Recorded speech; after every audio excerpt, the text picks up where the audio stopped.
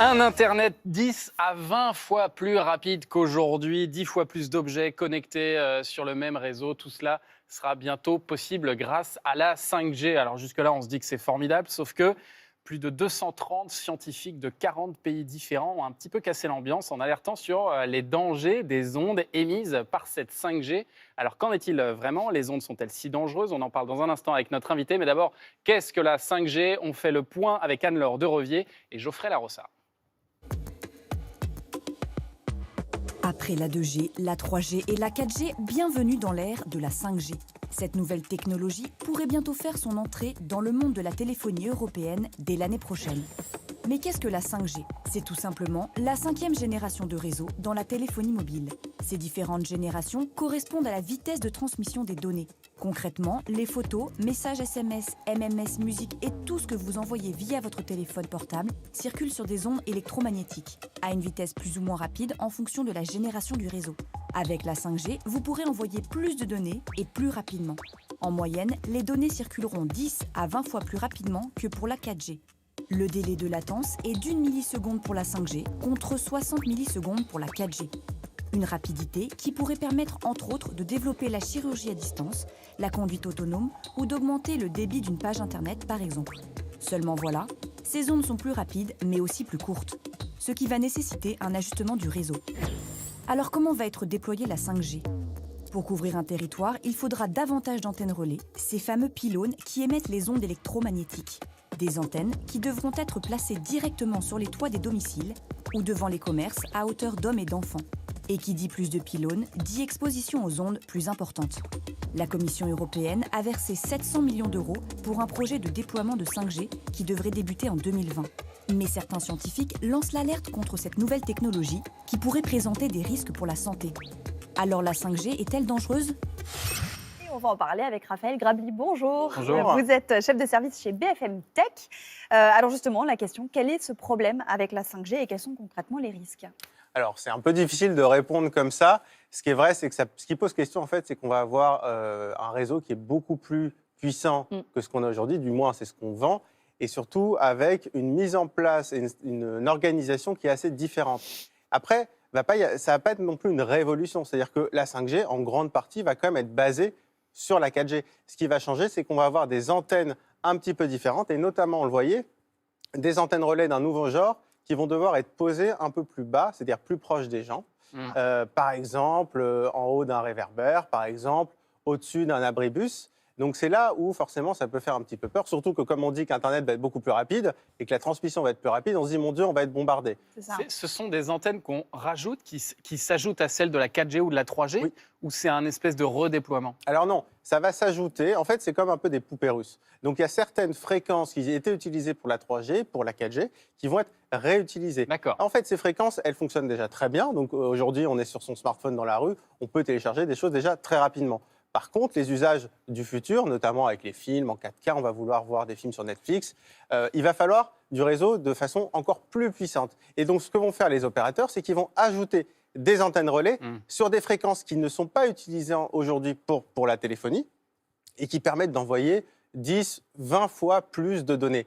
Mais après, en fait, ce qu'il faut savoir, c'est que ces shoots de données comme ça, de très haut débit, on n'en a pas besoin tout le temps. Et c'est là où ils font un travail qui est assez intelligent, c'est-à-dire qu'ils vont faire en sorte que les données sont envoyées uniquement quand on en a besoin. Donc les antennes dont on parle là, sur les abribus, sur les réverbères, en fait, c'est un peu comme un petit laser. C'est comme du sniper qui va viser uniquement notre téléphone quand on a besoin de Ça beaucoup ne de débit. fonctionnera pas tout C'est le pas temps. en continu. Et non, c'est pas du tout en continu. Et D'accord. surtout, ce qui est pas mal, c'est que ça va viser uniquement notre smartphone. C'est-à-dire que la personne qui est assise à côté de moi Ne sera pas impacté. ne sera pas impactée, ne sera pas exposée. Malgré tout, on parlait donc des risques. Je reviens à cette question-là. Quelles sont alors peut-être les peurs qu'on peut avoir ? Est-ce que ça concerne par exemple les électrosensibles qui ressentiraient des effets encore décuplés Les électrosensibles, c'est très compliqué. Enfin, là-dessus, il y a une histoire forcément de symptômes qu'on ressent. Enfin, c'est très compliqué de remettre en cause la parole des gens qui ont des symptômes. Après, ce qu'il faut savoir, c'est que déjà, par exemple, les normes ne vont pas changer, contrairement à ce qui se dit. On a une norme européenne qui s'applique, alors qui est parfois... il y a certaines villes, par exemple en Belgique, qui préfèrent abaisser cette norme, mais la norme ne changera pas. Donc l'exposition, par exemple, pour les électrosensibles, comme on va avoir des espèces de petits shoots de données comme ça, entre guillemets, mais en moyenne, c'est pas impossible qu'on soit même moins exposé, puisqu'aujourd'hui, la 4G, on a des antennes qui émettent en permanence.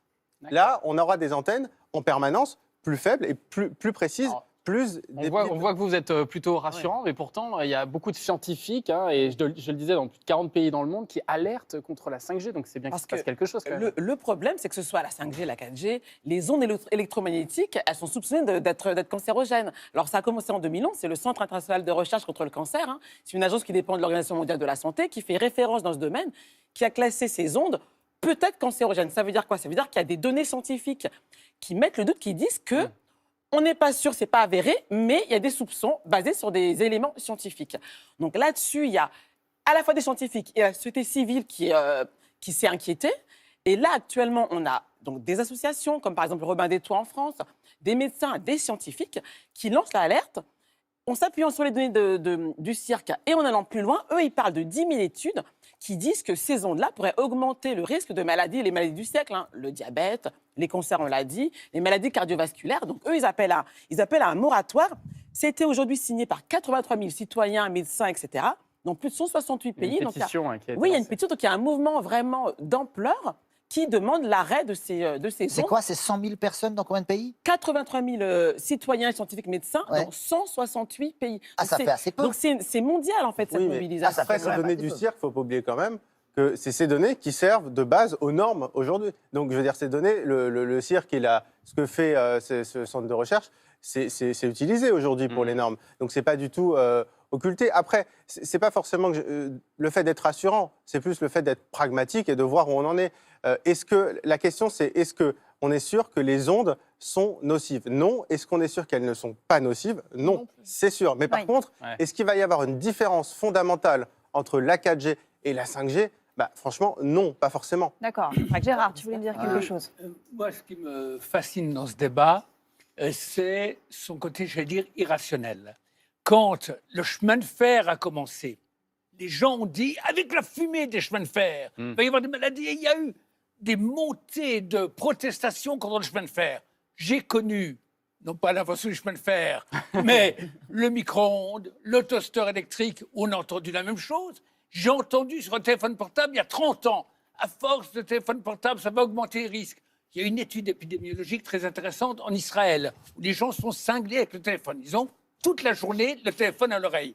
Il n'y a pas, l'étude a montré qu'il n'y avait pas plus de risques que dans les autres pays où les gens se comportaient autrement. Une étude, Gérard. Oui, Mais tu j'ai sais bien entendu. qu'en Mais bien- science, il faut multiplier les Bien études. sûr. Oui, mais et puis la les pratique, connaissances au contraire, évoluent. Et Comme disait monsieur, et moi, ma question est la suivante. Est-ce que, non pas sur la 5G, on ne se encore rien, puisque ce n'est pas là, mais sur parlons pas de micro-ondes, mais sur le téléphone portable et sur la 4G, est-ce qu'à l'heure actuelle, il y a des risques avérés? Alors, il n'y a pas de consensus là-dessus, mais en fait, c'est vrai qu'on arrive sur un débat qui est plus large que ça. C'est est-ce qu'on fait confiance aujourd'hui aux organismes comme l'ANSES, aux organismes français, aux organismes européens qui sont censés nous protéger? La 5G, ces antennes-là, normalement, elles doivent être testées, toutes. Elles doivent être testées pour savoir quelle est l'exposition. Il y a des seuils de normes qui sont largement inférieurs à ce qui est censé être dangereux. Après, si on se demande toujours si on nous ment, alors dans ce cas-là, on peut tout imaginer, c'est sûr. Est-ce Mais qu'on peut faire aussi confiance, pardon, pour rebondir sur ce que vous dites, sur les fabricants? C'est-à-dire que est-ce que les seuils ne vont pas être dépassés sur les smartphones et est-ce que ce sont des garde-fous suffisants aussi, ces seuils-là? alors, il ne faut jamais faire confiance à ceux qui nous vendent. Ça, je veux dire, c'est sûr. C'est pour ça qu'il y a des autorités qui sont là. Par contre, après, est-ce que ces autorités sont, entre guillemets, impactées par le lobbying? Bon, là, c'est une question, j'ai envie de dire, d'ordre quasiment démocratique. Donc non, il ne faut pas faire confiance uniquement aux fabricants, c'est évident. Mais d'ailleurs, il y a la NFR en France qui fait des contrôles. Ils ont d'ailleurs forcé des fabricants de smartphones à mettre à jour C'est ça. leur mobile pour qu'ils émettent moins. Aurélie nous dit encore plus d'ondes et d'objets qui nous gâchent le paysage. Super, c'est vrai que c'est un autre problème. Hein. C'est en termes esthétiques ce que peuvent Exact. provoquer Alors, par contre, il y a un toutes ces truc antennes. il y a quelque chose, on peut au moins être sûr sur la 5G. On la verra pas. C'est le côté esthétique, au moins, c'est positif. Pourquoi? Parce que ces nouvelles antennes dont on parle, qui sont sur les abribus et sur les réverbères, ça va pas être des gros pylônes comme on a aujourd'hui sur les toits. En fait, ça va être des boîtiers de la taille d'une tablette ce sera quasiment invisible. Donc D'accord. au moins sur l'aspect esthétique, je pense qu'on peut se mettre En d'accord sur le revanche, fait que on peut c'est pas s'interroger sur l'utilité même de la 5G. Est-ce qu'on a vraiment besoin aujourd'hui de 5G? Est-ce qu'on ne peut pas se contenter déjà d'une 4G qui fonctionnerait bien La 5G, il faut se souvenir, il faut se rappeler quand même de quoi on parle. Et la 5G, ce n'est pas une technologie pour demain. C'est une technologie, on va dire vraiment, on va profiter de la 5G entre dans 5 ans et dans 10 ans. Ah Est-ce oui. que, ben oui, ça va arriver en France. C'est l'ARCEP qui dit ça, les grandes villes françaises devront être couvertes en 2025. Donc on ne parle pas d'une technologie qui va Ah oui. arriver demain. Mais Ça veut dire que Donc, les opérateurs, ils vont commencer à déployer. ils vont partir de commencer à quand déployer, mais peut-être qu'à Paris ou dans les grandes villes françaises, on aura de la 5G dans certains endroits d'ici, 1 ou 2 ans. Oui, parce que Mais- c'est toujours un outil de communication pour les et opérateurs. Forcément, c'est dire on investit, mais clairement, c'est la technologie de Mais- dans 5 ans à dans 10 Ça ans. existe dans plein de pays quand même actuellement. Là. Non, nulle part. Il y a eu des tests. Alors, Pas il y au a- Japon, En Corée du en Sud. En Corée Corée du Sud, mais Corée parce du qu'en Sud. Corée du Sud, ils ont mis une antenne pour faire un petit effet de communication parce qu'il y a Samsung derrière. Mais c'est normal, mais ils ont raison d'ailleurs, parce qu'ils fabriquent les antennes relais, ils fabriquent les smartphones qui sont Mais pour 5G. vous, ça nous sera vraiment utile en France? Mais On a besoin de c'est ça. ce que quoi. j'allais dire. Il y a 5 ans, il y a 10 ans, comment on pouvait prévoir qu'aujourd'hui, on aurait des objets connectés partout, on aurait des enceintes connectées, on aurait besoin de ça. Dans 5 ans, dans 10 ans, si on a la voiture autonome, évidemment que la 5G sera indispensable. Parce que la 5G, il y a le côté, on peut avoir du débit, on peut avoir des films sur Netflix de façon encore plus rapide. Mais vous avez raison, avoir un film sur Netflix en 1 seconde au lieu de 3, Ou sur ça- France.tv. ça n'a d'ailleurs. pas- ou sur France.tv, ça n'a Mieux, aucun intérêt. Par contre, si demain on a des voitures autonomes et qu'il faut réagir en une demi-seconde pour éviter un accident, Ouais. là je peux vous dire Bien qu'entre sûr. la Eh oui. 5G et la 4G, ça fera la différence. Bien sûr. Donc à chaque fois, c'est toujours la même chose. C'est comme la 4K, c'est comme les nouvelles technologies. On dit ça sert à rien. Ouais. Et puis finalement, c'est saturé. Pour finir, quels sont les opérateurs qui sont les plus offensifs sur la 5G Alors, pour le et à moment- partir de quand ils vont déployer? Alors, c'est encore un peu trop tôt parce qu'il y a encore les enchères pour les fréquences qui doivent arriver. Et puis, disons que c'est un peu tôt pour le dire. Ouais. Il faudra regarder un peu qui déploie. Mais on va dire que c'est sûr que Orange, SFR et Bouygues, a priori, ont peut-être plus de moyens, par exemple, que Free. Mais ça ne veut rien dire. Peut-être que Free sera aussi très offensif sur le sujet. Très bien, merci beaucoup Raphaël Gravi Avec d'être plaisir, merci. venu sur notre plateau.